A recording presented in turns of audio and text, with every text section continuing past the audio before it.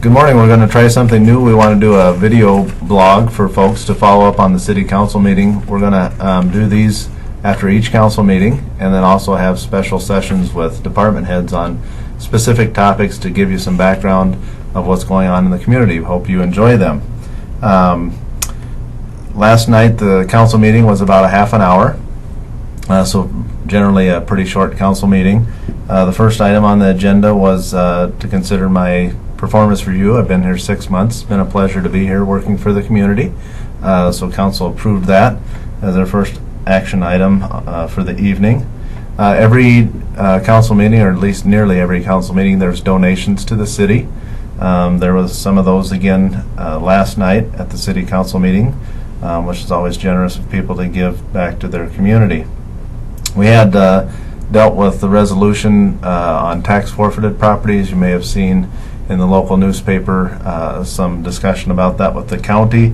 The county did transfer those to the HRA and Habitat for Humanity, so that's a good opportunity to bring some tax foreclosed property back onto the tax rolls and improve those areas for the community and maintain some single-family housing, which is a critical issue for the community. So we had a resolution that continued the assessments against those properties, so those would be paid back to the city. Those are for expenses like mowing and things like that that have occurred with those properties. Well, that was an item on the agenda. The city also dealt with some change orders with the fire station. The fire station was built in 1981, and as like any other building, things needed some repair. The roof is being attended to there, so we had some change orders that the city council approved in relation to that project moving forward currently. We also had a change order for the North Main Flood Control Project. That's a $14.6 million project that you've seen progress in the community. It's a part of the local option sales tax, half-cent sales tax that people pay on retail purchases, just like the state sales tax. The actual project amount has come in under budget of about $1 million for those changes, and we're wrapping that up. We needed to close out the project because of the federal funds that are being used as part of that. So the council approved that change order, which will help us move forward in closing that out and moving it forward. Planning and zoning department, as we do nearly every meeting, had some nuisance properties for junk or illegally stored vehicles.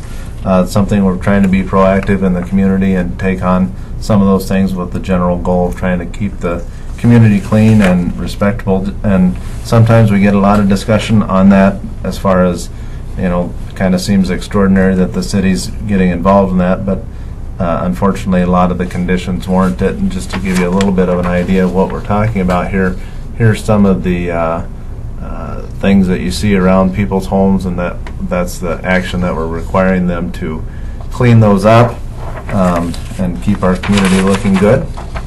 So that gives you kind of a little bit of an idea. If you hear of people complaining that the city's